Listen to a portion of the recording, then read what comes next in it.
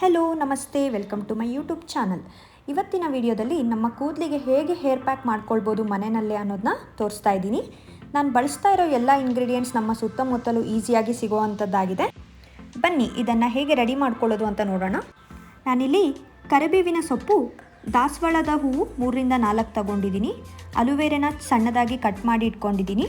ಹಾಗೆ ದಾಸವಾಳದ ಎಲೆ 5ರಿಂದ 6 ತಗೊಂಡಿದ್ದೀನಿ. ಮೆಹಂದಿ ಸೊಪ್ಪನ್ನು ನೀಟಾಗಿ ವಾಶ್ ಮಾಡಿ ಇಟ್ಕೊಂಡಿದ್ದೀನಿ. ಹಾಗೆ ಮೆಂತೆಕಾಳು ಮತ್ತು ಅಗಸೆ ಬೀಜ, ಇದಕ್ಕೆ ಫ್ಲ್ಯಾಕ್ಸ್ ಸೀಡ್ಸ್ ಅಂತಲೂ ಕರೀತಾರೆ. ಇದನ್ನು 3 ಗಂಟೆಗಳ ಕಾಲ ನೀರಲ್ಲಿ ನೆನೆಸಿಟ್ಕೊಂಡಿದ್ದೆ. ಈ ಪ್ಯಾಕ್ನ ಹೇಗೆ ರೆಡಿ ಮಾಡ್ಕೊಳ್ಳೋದು ಅಂತ ನೋಡೋಣ ಬನ್ನಿ.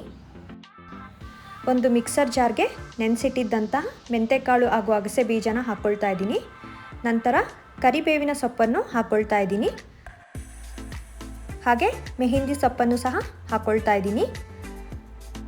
ಈಗ ದಾಸವಾಳದ ಎಲೆನ ಚಿಕ್ಕದಾಗಿ ಕಟ್ ಮಾಡಿ ಹಾಕ್ಕೊಳ್ತಾ ಇದ್ದೀನಿ. ನಂತರ ಕಟ್ ಮಾಡಿ ಇಟ್ಕೊಂಡಿದ್ದಂಥ ಅಲೋವೆರಾನು ಸಹ ಹಾಕ್ಕೊಳ್ತಾ ಇದ್ದೀನಿ. ಹಾಗೆ ದಾಸವಾಳದ ಹೂವನ್ನ ಸಹ ಹಾಕ್ಕೊಳ್ತಾ ಇದ್ದೀನಿ. ಇವಾಗ ಇದನ್ನು ನುಣ್ಣಗೆ ಗ್ರೈಂಡ್ ಮಾಡಿಕೊಂಡ್ರೆ ಹೇರ್ ಪ್ಯಾಕ್ ರೆಡಿ ಆಯಿತು. ಇದರಿಂದ ಸಾಕಷ್ಟು ಬೆನಿಫಿಟ್ಸ್ ಇದೆ ನಮ್ಮ ಕೂದಲಿಗೆ. ಇದನ್ನು ವಾರದಲ್ಲಿ 2 ಬಾರಿ ಅಪ್ಲೈ ಮಾಡೋದ್ರಿಂದ ನಮ್ಮ ಕೂದಲು ಉದುರುವಿಕೆಯನ್ನು ನಿಯಂತ್ರಿಸ್ಬೋದು. ಹಾಗೆ ಕೂದಲು ಬೆಳವಣಿಗೆಗೂ ಸಹ ಹೆಲ್ಪ್ ಆಗ್ತದೆ.